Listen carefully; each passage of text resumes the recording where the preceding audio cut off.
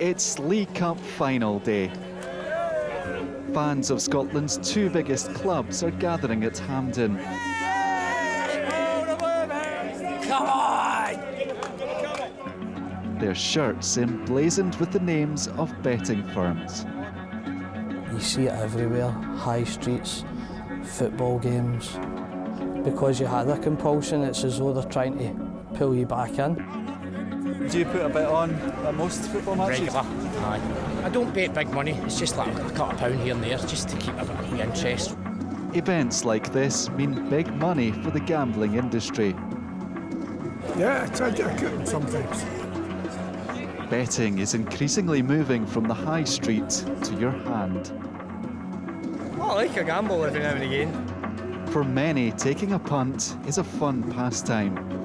But for others like Scott, it can take over their lives.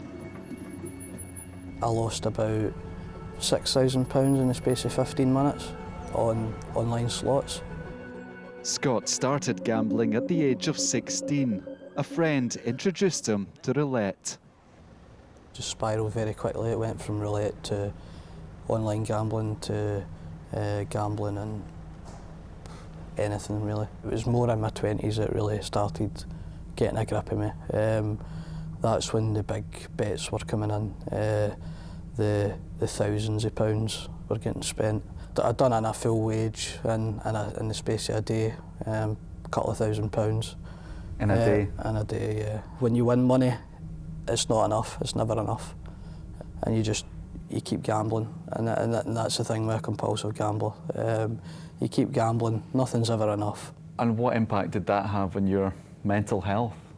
It made me depressed, anxious, confidence went through the floor, self-esteem, not enjoying what I was doing, not enjoying life the way it should be. Sometimes not really wanting to be here, but trying to pull myself away from it was an absolute, it was hell. Research has shown around a third of people who gamble place bets as a direct result of marketing. What's it like for you walking down the street or watching sport and almost being bombarded by gambling advertising? I could be watching TV, watching a game of football. There could be 3-4 gambling adverts in the space of a few minutes. I think it was a big factor when I was trying my hardest to stop. I think it was a massive factor, because I think key to trying to beat the compulsion or addiction is to have that extended period of time away from it. But trying to pull yourself away from it when all that advertisement was going on proved very, very difficult. The cost of gambling harms in the UK is estimated to be more than £1 billion. The Betting and Gaming Council, which represents gambling companies, says members have taken steps to improve safety, such as slowing down play. Scott tried self-excluding from bookmakers, including one close to where he lived. They're supposed to be checking ID on a regular basis, checking their facial recognition system on their computer where they can look at the IDs and say, wait a minute, he's self-excluded.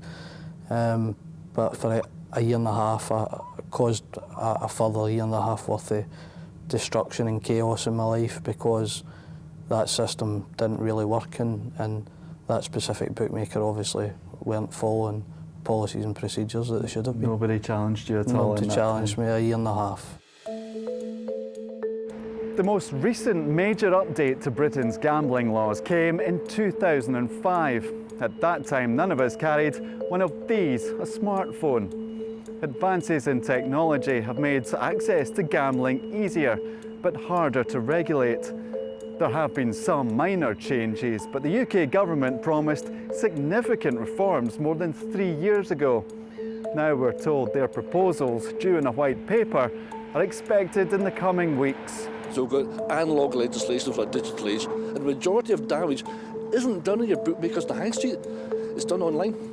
MP Ronnie Cowan is vice chair of a committee looking at gambling harms.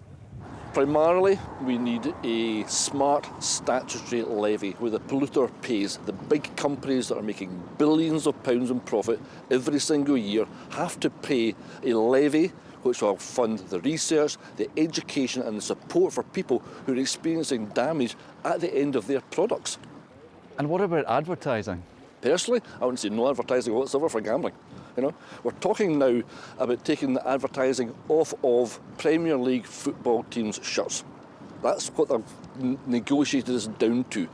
Why would you have an anybody else's football shirt if you know this is proliferating gambling, children are seeing it, it's normalising gambling in sport for children as well. If you're prepared to take a step that says you can't do it in the Premier League, why can you do it in the Championship? Why can you do it in the First Division? Why can you do it in the Scottish Premier League? Some football clubs have already taken matters into their own hands.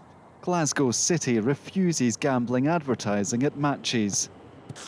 We appreciate it's synonymous with a lot of football, but we don't feel that the space of sport itself should be used to advertise it, particularly to all our young and impressionable fans. We've been approached in the past by different providers, whether it's markets kind of targeted at women, such as bingo, or kind of the more straightforward gambling. I think just most importantly for us, as I say, we want to use our football club as a power of good, and promoting gambling at our games certainly isn't that. The Betting and Gaming Council told us its largest members pledged an additional £100 million of funding between 2019 and 2023.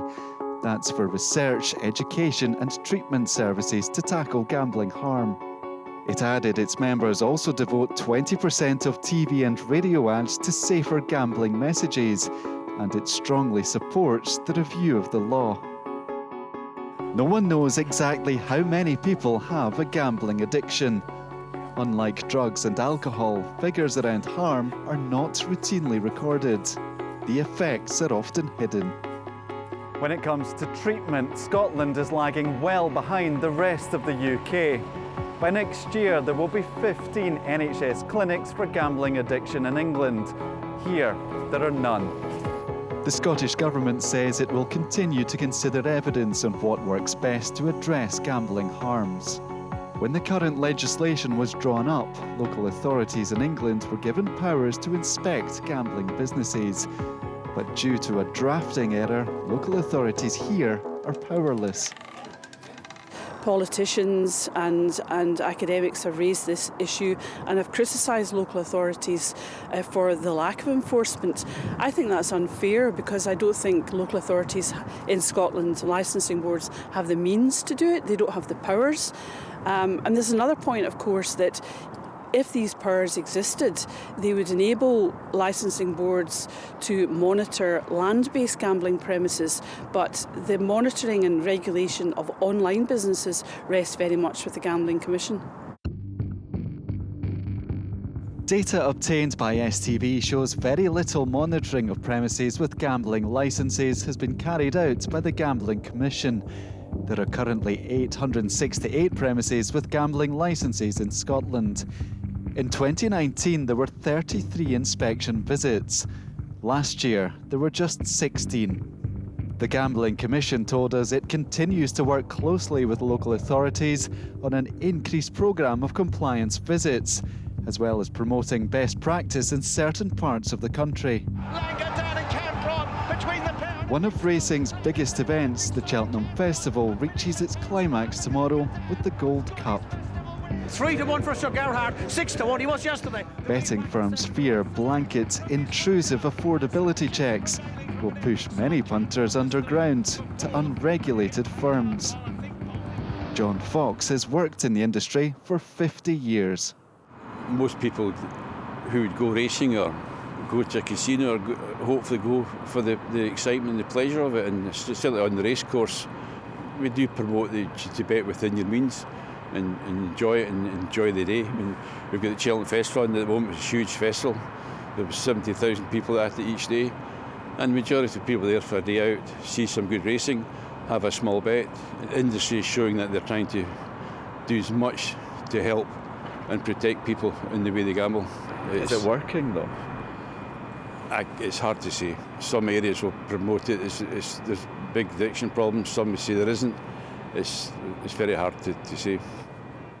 For a lot of people, it's seen as a bit of fun, but for some people, it just puts you in that dark place. Scott is now using his experience to try to prevent other young people being drawn into harm.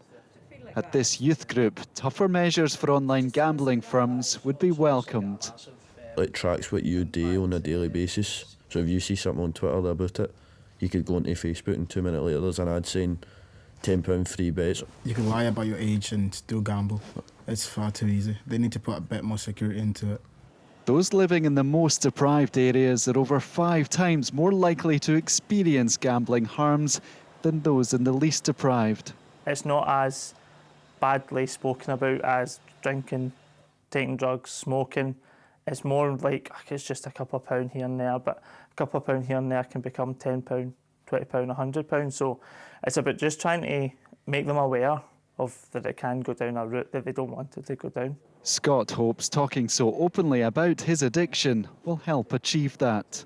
Actually helping people gives me that sense of satisfaction. Even when I do feel that I've got that urge, I'm just passionate about helping people, and that's my focus now.